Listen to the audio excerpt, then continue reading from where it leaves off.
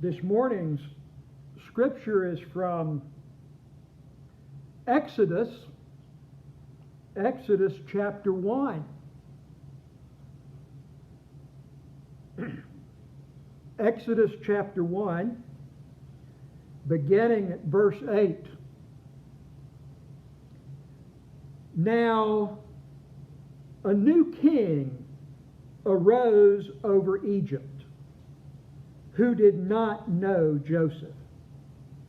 He said to his people, "Look, the Israelite people are more numerous and more powerful than we. Come, let us deal shrewdly with them, or they will increase, and in the event of war, join our enemies and fight against us and escape from the land." Therefore they set taskmasters over them, and to oppress them with forced labor. They built cities, Pithom and Ramesses, for Pharaoh. But the more they were oppressed, the more they multiplied and spread, so that the Egyptians came to dread the Israelites. The Egyptians became ruthless in imposing tasks on the Israelites and made their lives bitter with hard service in mortar and brick and in every kind of field labor. They were ruthless in all the tasks that they imposed on them. The king of Egypt said to the Hebrew midwives, one of whom was named Shiphrah and the other Puah, "When you act as midwives to the Hebrew women and see them on the birth stool, if it is a boy, kill him. But if it is a girl, she shall live." But the midwives feared God. They did not do as the king of Egypt commanded them, but they let the boys live.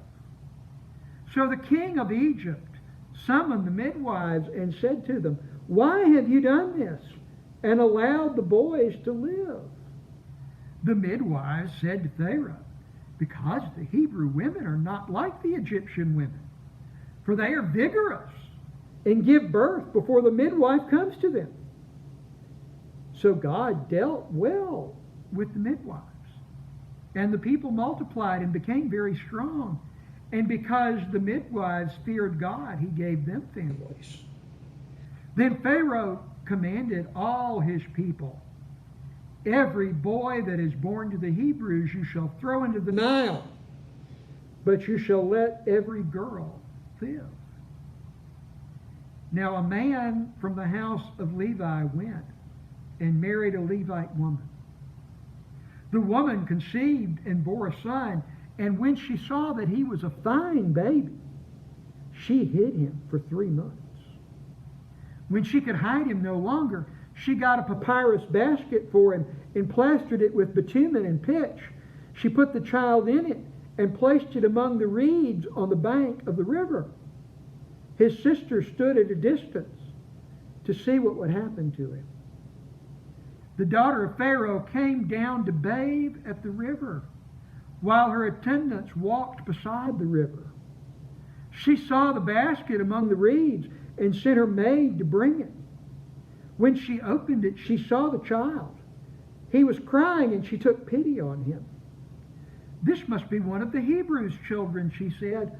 Then his sister said to Pharaoh's daughter, "Shall I go and get you a nurse from the Hebrew women to nurse the child for you?" Pharaoh's daughter said to her, "Yes." So the girl went and called the child's mother. Pharaoh's daughter said to her, "Take this child and nurse it for me, and I will give you your wages." So the woman took the child and nursed it. When the child grew up, she brought him to Pharaoh's daughter, and she took him as her son. She named him Moses because, she said, "I drew him out of the water."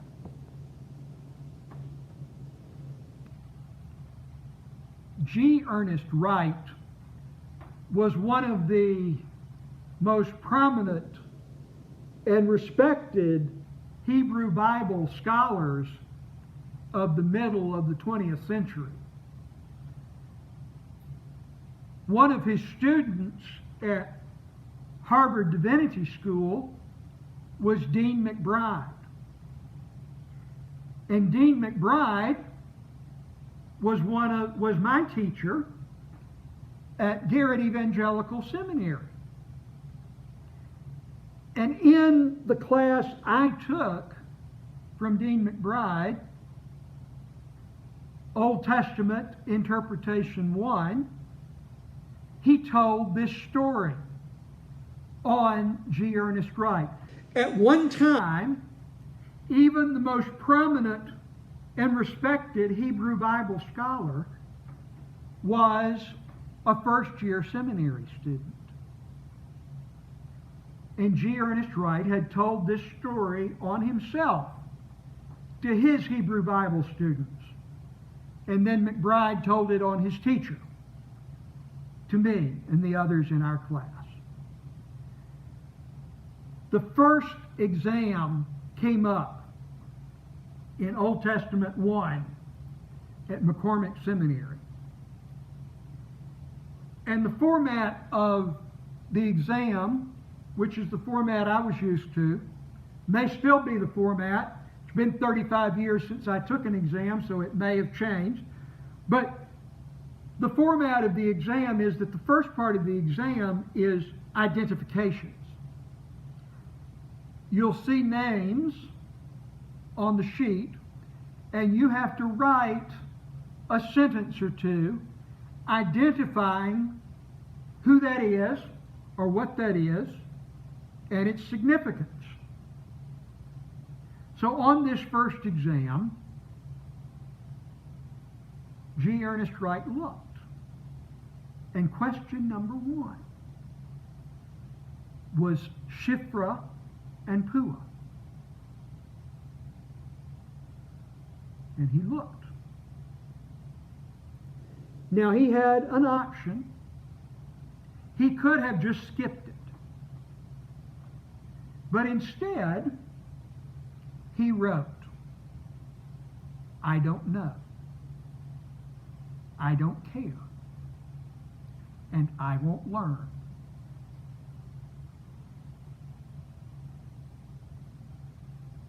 So one of the things you knew, if you were a student of G. Ernest Wright, was that on your first exam, you were going to get an identification question, and it was going to be Shiphrah and Puah.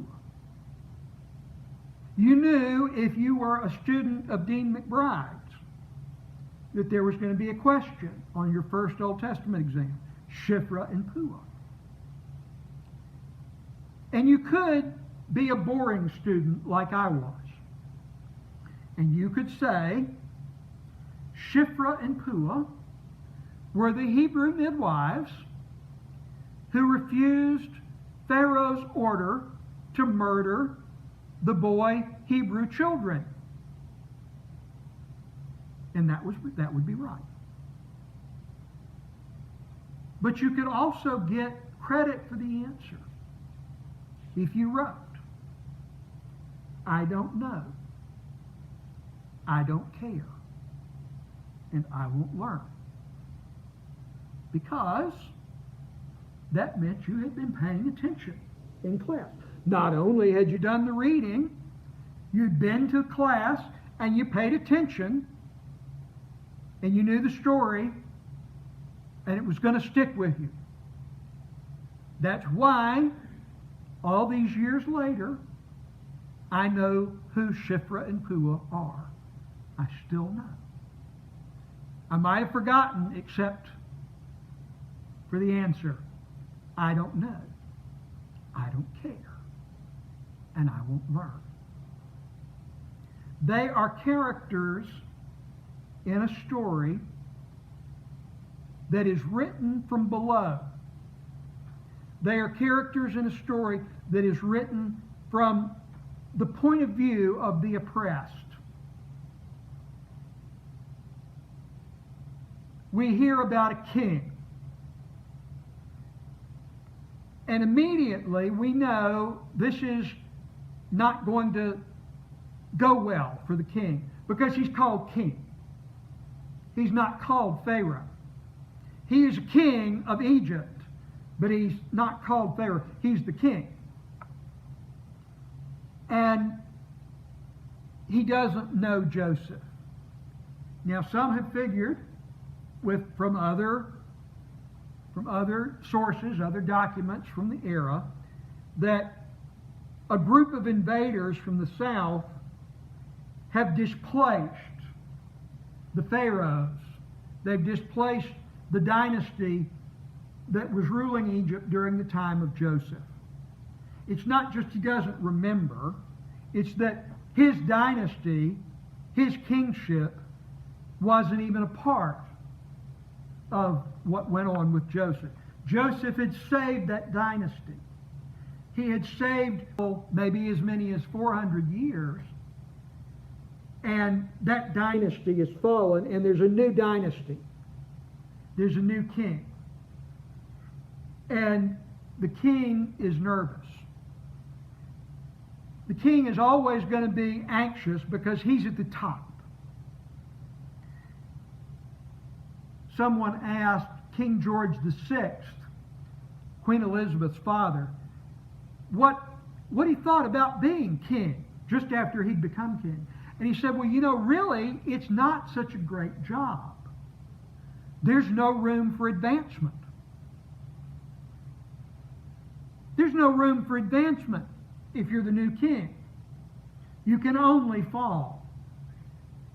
And he looks around and he sees these allies of the old regime, of the old dynasty, and they make him afraid. And so he says, let's deal shrewdly with them. Let's deal wisely with them. And he does something. He calls it wise. He calls it shrewd. It's foolish. He sets them to hard labor. He's afraid they're getting too strong, so he sets them to hard labor. It would be as if I said, I'm afraid you're going to get too strong for me. I'm going to make you lift weights every day. When you set people to hard labor, they get stronger. They become more of a threat if you're worried about threats. So he treats them as more of a threat. He goes to the midwives. These are women who have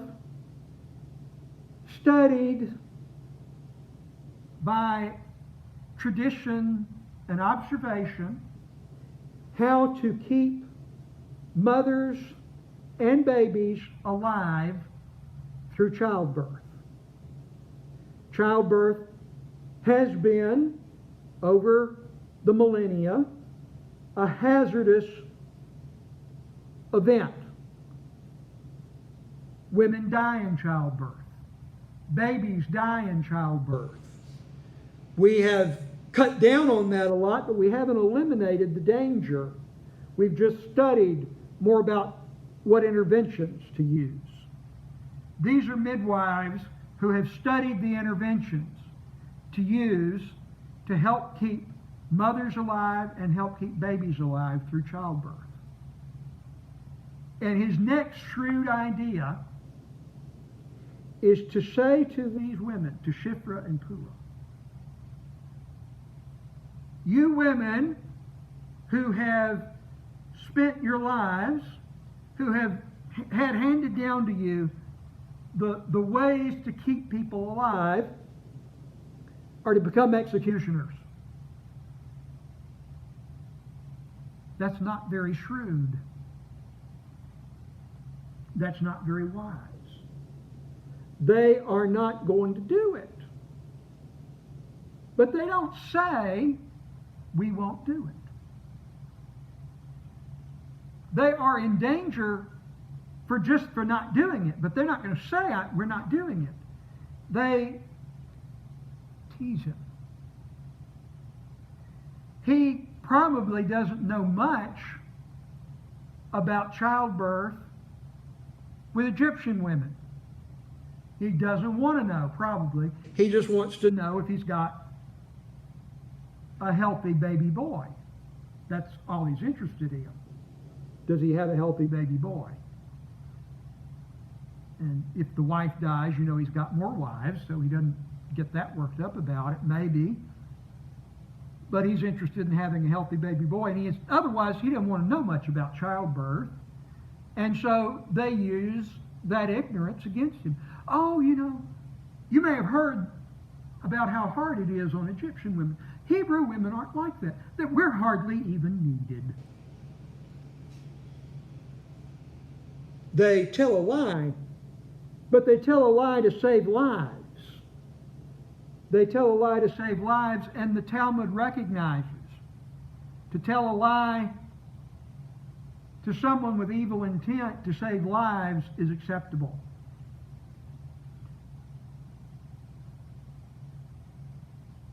So then he says, okay, I'm going to make everybody executioners. And my guess is that there were a lot of folks not interested in being executioners for the king. And this couple has a baby. And the Hebrew says he was good. It's the same word that's used in Genesis 1 when God sees the creation and says it's good. It's very, very good. This baby is good. He's very, very good. Now, I don't know how you keep a newborn from crying for the first 3 months. I've had 2 newborns. That's all they do for the first 3 months. They eat, they sleep, they get rid of what they've eaten, and they cry. That's all they do. Somehow or other, Moses' cries weren't heard. I don't know why they weren't heard, but she's been able to protect him. But now that he's 3 months old, they have another plan. Their plan is to put him in an ark. Again, there's 2 places in the Hebrew Bible where the word is used. An ark. It's used in the story of Noah, where the ark helps preserve humanity and creation. And here, the basket she puts him in is called an ark. To save the new creation. The new thing God's going to do. And she employs his sister. Now, my father was the youngest and the only boy. When he was born, one of his sisters was 15 and the other one was 10. He had 3 mamas to look after him. They probably argued about whose turn it was to take care of Mervyn. Little big sisters are going to look after their little brothers. So it's not a burden on his sister to look after him. See what happens. She puts him in the Nile. And now another woman shows up. A woman of privilege. A woman who lives in the palace. She knows what the decrees of her father are. But she hears crying and gets the basket, and her heart is moved with pity. At the depth of her being, she falls in love with this baby. She had some options. She knew the decrees. She could have just turned the ark over. Could have just turned the basket over and let the baby drown. That's what her father would have told her to do. She could have called law enforcement. She could have sent him off to whatever constituted an Egyptian orphanage in those days. She doesn't do any of that. The sister comes up and says, would you like me to find a nurse for him? And she says, yes. She knows who's going to be nursing this baby. She doesn't ask, but she knows. She knows it's going to be his own mother. And she's going to pay Moses' mother to feed her own baby. By now, the folks hearing this story around the campfire are laughing at this foolish king and all of these women who have thwarted his plans. The new thing God is doing, the new thing God's going to be doing through this baby comes because women won't do what they're told. Because Shiphrah and Puah, who, don't get another mention in the Bible,